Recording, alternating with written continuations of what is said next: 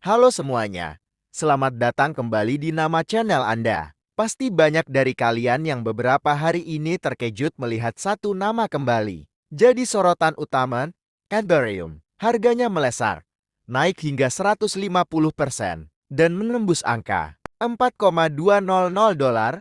Ini bukan sekadar kenaikan biasa. Ini adalah sebuah pergerakan besar yang memicu satu pertanyaan penting di benak para investor kripto. Apakah ini awal dari altcoin season? Nah, di video ini kita akan bedah tuntas hal ini. Bukan hanya dari sisi harga, tapi juga dari sisi fundamentalnya. Kita akan bahas konteks pasar, apa yang sebenarnya terjadi di balik kenaikan ini, faktor pemicu. Apa saja faktor-faktor tersembunyi yang mendorong lonjakan harga Ethereum, indikator altcoin season. Bagaimana cara kita mengidentifikasi apakah altcoin season sudah benar-benar dimulai, implikasi ke depan, dan yang paling penting, apa strategi yang harus kita siapkan untuk masa depan investasi kita? Jadi, pastikan Anda tonton video ini sampai habis, karena kita akan mulai pembahasannya sekarang juga. Ringkasnya. Baik, sekarang mari kita lihat gambaran besarnya. Dalam 3 bulan terakhir, kita melihat Ethereum benar-benar menunjukkan performa yang luar biasa. Harga ETH naik tajam, sekitar 150%, hingga mencapai puncaknya di angka 4,200 dolar. Tapi kenaikan ini bukan cuma sekadar angka. Ada beberapa sinyal penting yang bisa kita baca dari pergerakan pasar. Kapitalisasi pasarnya meningkat drastis. Likuiditas on-chain menunjukkan adanya arus masuk besar-besaran dari para investor dan whale. Ini artinya banyak uang baru yang masuk ke ekosistem Ethereum. Ditambah lagi, volume perdagangan spot dan derivatif juga melonjak signifikan. Menariknya, rasio funding di futures sempat menunjukkan tekanan beli yang berkelanjutan. Sebuah sinyal kuat bahwa optimisme pasar sedang tinggi. Jadi, jika kita rangkum, inilah data kuncinya. Harga puncak yang dicapai adalah 4,200 dolar. Persentase kenaikannya mencapai 150%. Dan yang paling menarik, dominasi pasar Ethereum juga mengalami kenaikan, sekitar 2-4 poin persentase. Ini menunjukkan bahwa Ethereum bukan hanya naik sendirian, tapi juga berhasil mengambil porsi lebih besar dari total pasar kripto. Data-data ini menjadi fondasi penting untuk pertanyaan kita selanjutnya. Apa saja yang memicu lonjakan fenomenal ini? Mari kita bedah di slide berikutnya. Baik, tadi kita sudah lihat angkanya. Tapi, angka-angka itu tidak akan berarti apa-apa tanpa adanya alasan yang kuat di baliknya. Dan disinilah kekuatan utama Ethereum muncul. Ekosistem Ethereum kembali hidup. Ini bukan hanya soal spekulasi, tapi soal permintaan nyata terhadap layanan yang ada di jaringannya. Kita bisa melihatnya dari beberapa indikator, pertumbuhan TVLDV, peluncuran protokol yield baru, dan yang paling mencolok, booming NFT dengan proyek-proyek kolaboratif besar. Mari kita bedah satu persatu. Pertama, dari sisi DeFi, atau Decentralized Finance, protokol peminjaman dan Automated Market Maker AMM, mencatat adanya inflow atau arus masuk dana yang besar. Kemunculan yield baru yang menarik memancing modal, tidak hanya dari investor retail, tapi juga dari institusi. Ini menunjukkan bahwa ekosistem keuangan terdesentralisasi di Ethereum semakin matang dan dipercaya. Kemudian, kita punya NFT. Dunia NFT di Ethereum tidak lagi hanya sekadar seni digital. Sekarang, kita melihat banyak proyek yang mengutamakan utilitas, merchandise, dan kolaborasi dengan brand-brand besar. Ini memicu permintaan gas di jaringan Ethereum dan menarik perhatian media secara masif. NFT telah menjadi jembatan yang efektif antara dunia kripto dan budaya populer. Dan yang ketiga, DApps atau Decentralized Application.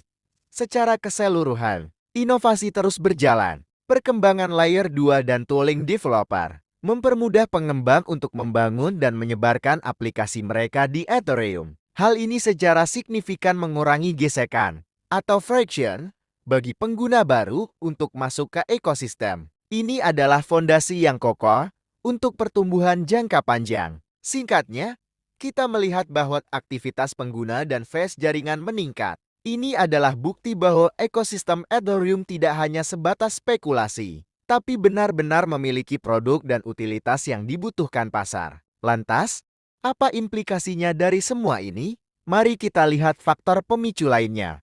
Selain kekuatan internal dari ekosistemnya, lonjakan Ethereum juga didukung oleh katalis eksternal yang kuat. Ada dua faktor utama di level makro dan kebijakan yang memacu alokasi modal ke aset berisiko seperti Ethereum. Yang pertama adalah adopsi institusional. Kita melihat adanya percepatan dalam adopsi Ethereum oleh institusi. Produk investasi baru seperti ETF dan produk spot lainnya semakin mempermudah akses bagi investor besar. Ini artinya, dana-dana besar yang sebelumnya ragu sekarang memiliki jalan yang lebih mudah untuk berinvestasi di ETH. Ditambah lagi, perusahaan custody dan treasury allocations mulai memuat ETH sebagai bagian dari portofolio mereka. Ini adalah sinyal kuat bahwa Ethereum dianggap sebagai aset yang sah dan bernilai jangka panjang. Faktor kedua yang tidak kalah penting adalah ekspektasi dari kebijakan internal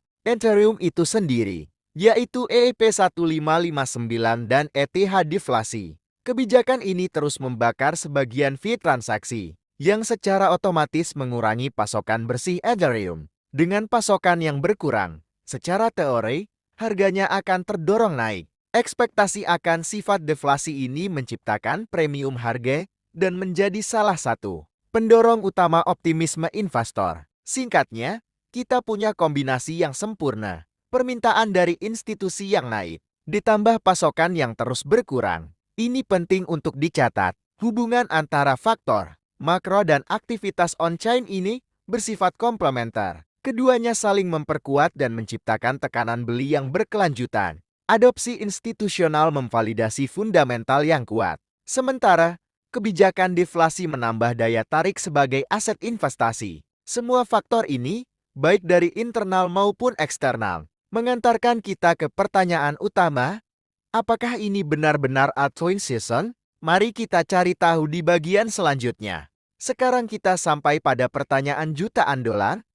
Apa itu altcoin season? Secara sederhana, altcoin season adalah phase pasar di mana altcoin secara rata-rata berhasil mengungguli Bitcoin selama beberapa minggu hingga beberapa bulan. Ini adalah momen di mana mayoritas altcoin mengalami kenaikan harga yang signifikan. Secara historis, ada 3 karakteristik utama yang selalu kita lihat saat altcoin season dimulai. Yang pertama adalah rotasi modal. Ini terjadi ketika para trader dan investor mulai mengambil profit dari investasi mereka di Bitcoin setelah kenaikan yang signifikan. Dana ini kemudian diputar atau dirotasi ke altcoin yang lebih berisiko, dengan harapan mendapatkan keuntungan yang lebih besar lagi. Karakteristik kedua adalah sinyal on-chain. Ada beberapa metrik yang bisa kita pantau, dan yang paling utama adalah penurunan dominansi Bitcoin. Ketika dominansi Bitcoin menurun, itu artinya porsi Bitcoin di total kapitalisasi pasar kripto sedang mengecil,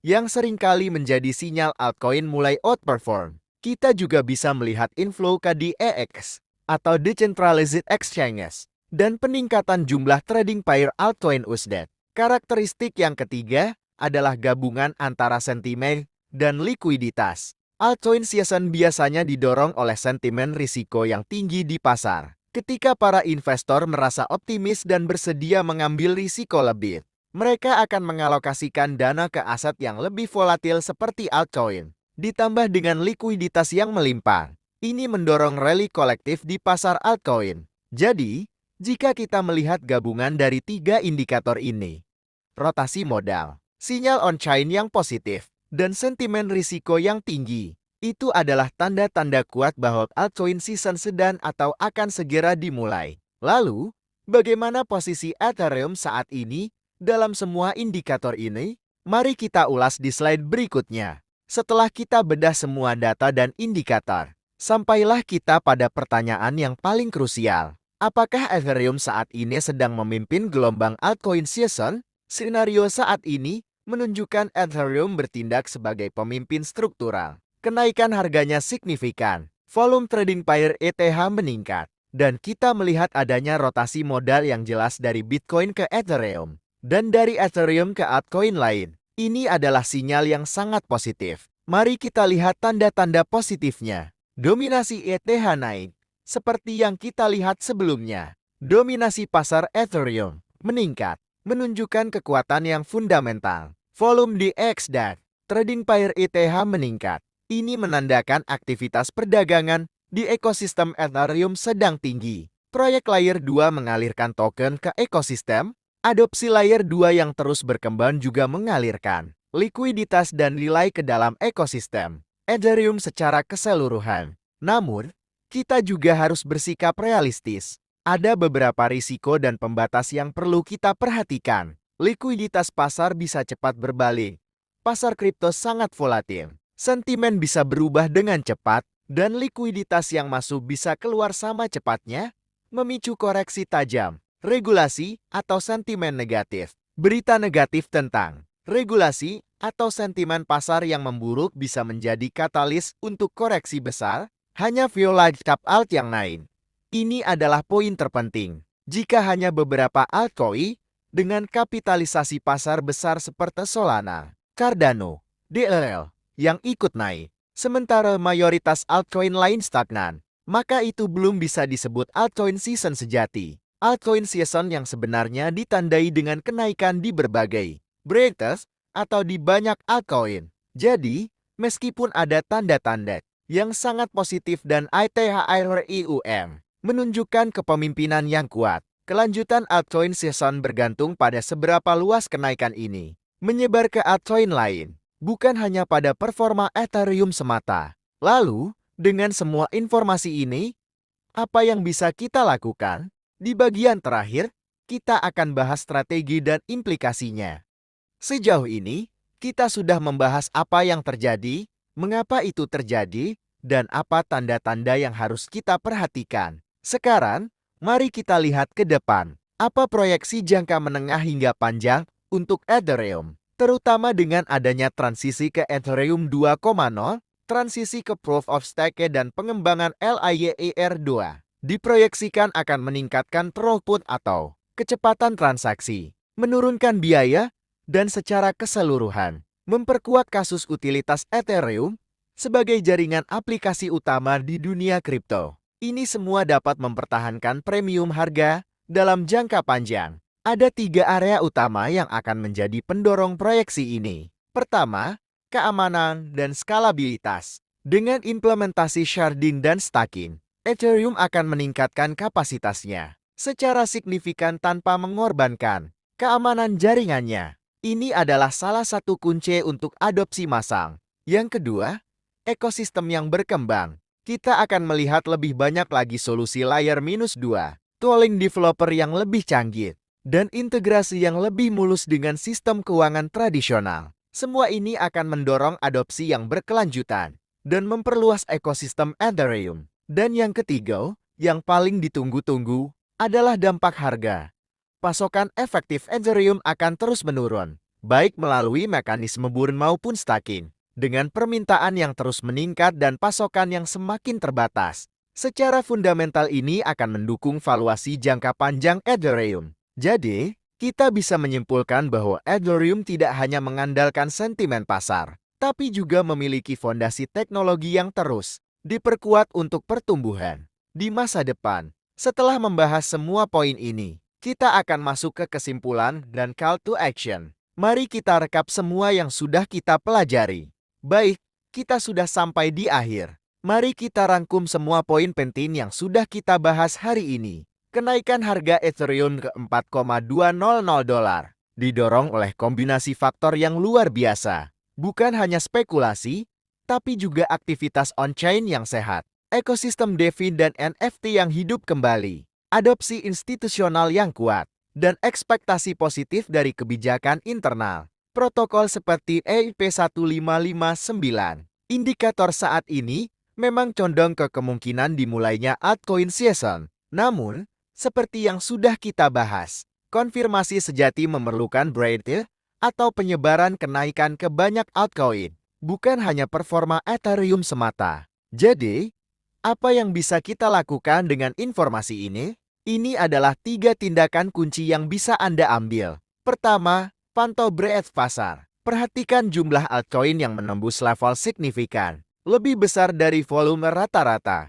Ini akan menjadi konfirmasi apakah kita benar-benar memasuki altcoin season yang sesungguhnya. Yang kedua, kelola risiko Anda. Pasar kripto sangat volatil. Gunakan stop loss, ukur posisi investasi Anda secara konservatif, dan diversifikasi portofolio Anda tidak hanya di satu layar, tapi juga antara layar -1 dan layar -2. Dan yang ketiga, ikuti metrik on-chain. Terus pantau data seperti jumlah active addresses, total value locked TVL, win rate Ethereum, dan terutama dominance Bitcoin versus Ethereum. Data ini adalah kompas Anda untuk menavigasi pasar. Sebelum kita akhiri video ini, saya punya satu pertanyaan untuk Anda. Apakah Anda ingin saya tambahkan konten lanjutan yang berisi dashboard metrik, on-chain secara real-time dan rekomendasi trading untuk jangka pendek dan menengah? Beritahu saya di kolom komentar di bawah. Terima kasih banyak sudah menonton video ini sampai selesai. Jangan lupa klik tombol like, subscribe, dan nyalakan lonceng notifikasi agar Anda tidak ketinggalan video edukasi kripto lainnya. Sampai jumpa di video berikutnya. Terima kasih.